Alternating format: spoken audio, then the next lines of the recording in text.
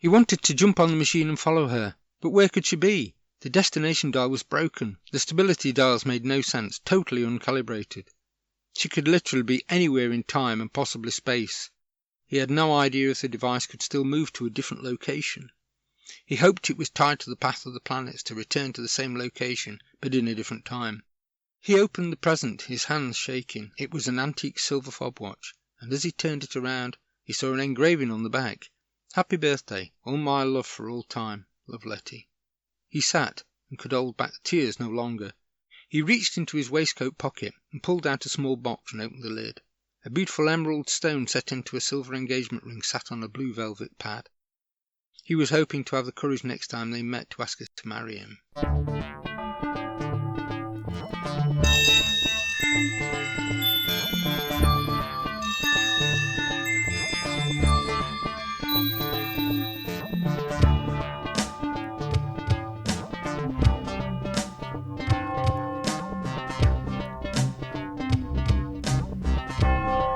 You arrived on time, you thought you'd just sit and wait for me.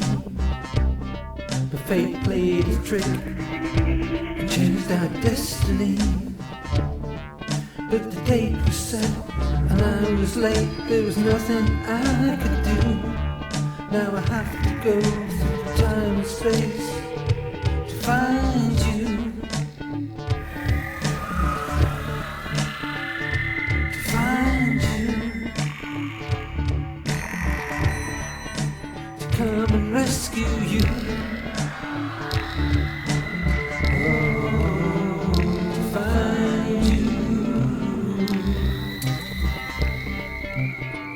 To rescue you. It's all that I could do.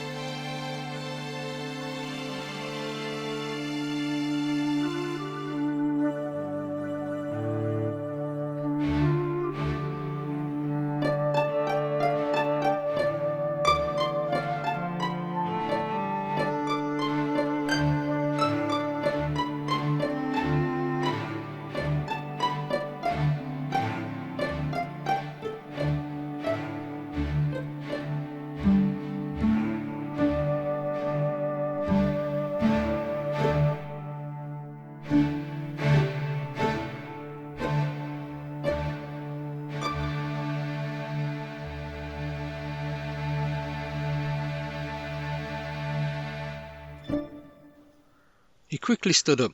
He put the ring away, wiped away his tears with his handkerchief, and dashed out into the third room. It was full of furniture, objects and tools. He grabbed an old leather tube and rushed back to the study and tipped out several large rolled-up plans and diagrams. He swiftly took one of the plans to the conservatory to examine it, checking which dials, switches and levers were in a different position than they ought to be. 2 years previously. Unbeknown to Thomas, his ancestor from the 1800s, Theodore Morrow, had left in trust Morrow Hall to him. Early in the morning on his 19th birthday, Thomas had an unexpected visit from a solicitor to his student lodgings. He heard a sharp rap on the door, and as he opened the door, before him stood an incredibly tall, well-dressed gentleman, sporting a handlebar moustache. In his left hand was a leather satchel. He held a top hat in his other hand. Who are you?" Mr. Tarningdale replied. "Good morning, I am a solicitor. Can you confirm that you are indeed Mr. Thomas Morrow?" Thomas replied, "I might be. Who's asking? Not interested if you're selling insurance or something." Mr. Tarningdale replied, "I will need to see proof you are indeed Mr. Theodore Morrow." With this, Thomas opened his wallet and took out a plastic card and said, "Here, this is my University Library access card." He then took out his bank card, covering the long number but revealing his name. There wasn't much in the account to worry about anyway. Mr. Tarningdale walked past him into the dark, dusty-smelling room. He reached out his hand to shake Thomas's hand, and then said, "I am Mr. Cecil Tarningdale, solicitor and partner of Crumley, Croat and Tarningdale, established 1666. If you would care to be seated, I will read aloud a letter." Thomas nodded a yes as he slipped the cards away, then sat down, crossing his legs and leaning back with his arms defensively folded. Mr. Tarningdale placed his top hat on a nearby chair and took out a letter from his satchel. It had an old-fashioned red wax seal, which he made a point of showing Thomas as he broke it to unfold the document. Mr. Tarningdale began to speak. "I have been instructed to read out loud to you this document on this day, 24 months exactly prior to your 21st birthday. This letter has been sealed until now. I will now read the contents of the letter." Thomas replied, "Hey, it's not a summons or a writ parking fine or something." Mr. Tarningdale quickly replied, "No, if I may continue. It reads, I am Dr. Theodore Morrow. I hereby leave almost all my worldly goods to you, my sole surviving heir, comprising property and a substantial amount of money held in trust to be accessed as soon as you reach the age of 21 years. Once Mr. Tarningdale or one of their partners has read aloud this letter, he will give you a further document. Once he has left and you are alone, you may read the contents." Mr. Tarningdale's voice changed. "Good luck, Master Morrow. On behalf of myself and my partners and I, we wish you happiness in your life and success in all your endeavours." He reached inside his satchel and pulled out an old, well-aged bottle of whisky, placed it on the table. Thomas signed the receipt offered to him and took from him the wax-sealed letter bound with a black ribbon. Mr. Tarningdale gave his card to Thomas, who thanked him. Mr. Tarningdale then nodded with a glint of a smile. He bowed and he left. Thomas stood and watched as he disappeared from view as he went down the stairs, creaking as he descended. Satisfied he had left, he then closed the door and walked over to sit down at the table. He looked out the window as if trying to sense who would go to these lengths just for a joke. He put the kettle on, started to make a coffee, then abandoned the action in favour of getting a dubiously clean glass from a shelf, blowing out any dust, and opened the bottle of whisky. He poured a large shot and then sat down to open the letter. He untied the ribbon, broke the seal, and proceeded to read to himself. "I, Dr. Theodore Isaac Tempest Morrow, in the year of our Lord 1883, swear the following account is true, or may God strike me down. I have acquired much wealth, and I have created many patents, which will provide a substantial income for you. These are to be yours on one crucial condition, that you marry before your 26th birthday. This is vital, so you may escape your fate. I have left a machine and other items which will deliver itself to Morrow Hall in 1 year's time, exactly 1 year before your 21st birthday.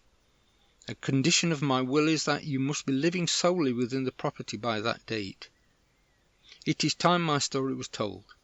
Mr. Tarningdale, provided the historical timeline is intact, will now have given you a second letter, as instructed, to be opened only once he has departed.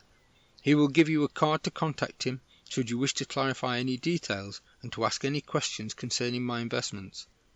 Until then, the property known as Morrow Hall and the estate in which it stands is now yours.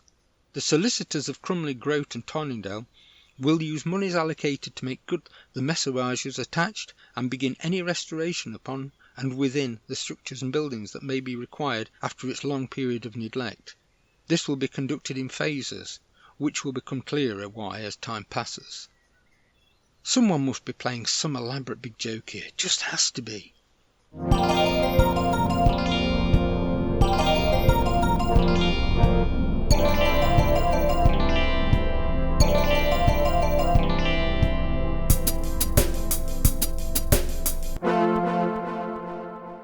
He stood up, first pacing, holding the document, then stopped, looking again out of the window onto the grass central terrace for answers that could never be there. He took a big gulp of the whisky and sat down once again. Thomas reading again to himself. This is a factual story. I swear in the sight of God nothing written here is untrue or a work of fiction. I had been bequeathed Morrow Hall, which I was now having remodelled and updated. I was not familiar with the benefactor who was one Ezekiel Morrow. It was 9 o'clock one fine morning. My Italian wife Constance had left a good while before, just after breakfast. She was taken into town in the carriage by Carter, the gardener, who was to wait for her, returning her home once her tasks were accomplished. I was in my study reading the latest journal, when I heard a strange noise in the conservatory.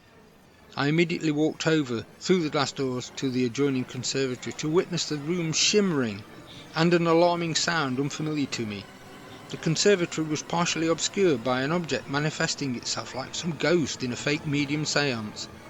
A man was leaning over at an awkward angle, half dangling from a contraption, the likes I had never seen. He passed out as I helped him down. He was bleeding profusely and appeared to have a fever. I laid him on the chaise longue and made him comfortable. He wore a suit made as one piece that was tight-fitting, made of some sort of rubber-stretching fabric. I then heard the carriage returning, then footsteps, and realised it was Constance coming down the hall. I shouted to ask her to instruct Carter to get Dr. Reams with much urgency. Constance then came back into the room, just as the fellow regained consciousness. She gasped, putting her hand to her mouth when she saw him. He tried to speak, but swooned. Constance quickly left and returned with bandages and liniment, and placed a wad on his side where the patch of blood was increasing in width to our alarm. We both feared the worst, as we had met when I was on the battlefield as a doctor and she a nurse. The man finally gained the strength to speak once more. He spoke in a broken, mumbled whisper, saying he was a traveller from far beyond our future. He coughed and held his side, obviously in terrible pain, and then continued to say he should not be here, but was attacked by people who wanted to steal the device from him. They managed to damage it, and as a result he ended up here. He lost consciousness briefly again. A while later he regained consciousness and continued as best as he could. "I know I will die soon, and so you must listen," said the visitor. A line of blood and spittle was issuing from his mouth, but his desperation gave him renewed strength to impart the information. He added, "The device can take you to different times and places. In my bag attached to the machine you will find plans and details of the device. Beware, any action can have a consequence with the timeline. You are best to destroy it and hide the secret." He never finished the sentence. He slumped down and exhaled his last breath. I looked at Constance. She looked at me. After a brief discussion it was decided that we must remove his outer garment, along with an object on his left wrist, which we assumed was a watch of sorts. We then covered him in a throw. We did this so Dr. Reams would accept an alternative, more believable story, one that he was a merchant that had been attacked by ruffians for his money and watch, and had managed to flee through the woods, ending up at Morrow Hall. Soon Dr. Reams arrived and pronounced the fellow deceased. The doctor never questioned our actions or the false story we had created. He had no cause to, as we had been respectable practitioners in our own right in the past. The funeral of Robert Flamborough. The scene opens with Theodore and Constance leaving the grave, while the priest walks back to the church, to lock up and wait for his carriage to take him back to the town. We had paid for our traveller to have a casket and burial. Constance invented the name Robert Flamborough, a name we also had inscribed on his tombstone, to be placed at a later date once he was interred in the family church cemetery. I rejoin my story. After the poor fellow had been taken away from Morrow Hall on that fateful day by Dr. Reams, Constance and I sat in stunned silence, staring at the machine. We inspected it, we walked round it, we touched it. Constance took the bag hooked on the side. It was made of an unknown material that was flexible, thin and light, silver in colour. Constance lifted out a tube sticking up out of it. Inside it contained rolls of plans and paperwork. We laid the loose papers out on the study table and rolled out the plans, holding them down with 2 glass paperweights and a few rock samples and ammonites I kept displayed on the hearth. It may sound absurd, but we seemed to take all this on without any angst or shock, as if we were once again on the battlefield, where you simply had to get on with it. We would, I am sure, be affected once the heat of the moment had passed. The traveller had wanted the machine destroyed, but was that the best thing to do? Constance and I debated over and over the best course of action. Despite the incredibility of his tale, we began to dare to assume it was true, and not a work of fancy. I believed if one man could come to our time who had described enemies, then perhaps others from a future time would also be able to invade at some future point. If any of this was based on truth, then we as a race needed to know what was to come and to be prepared. We wondered what manner of contrivance this could be. We had never seen anything like it. Could it all be real and not some illusion?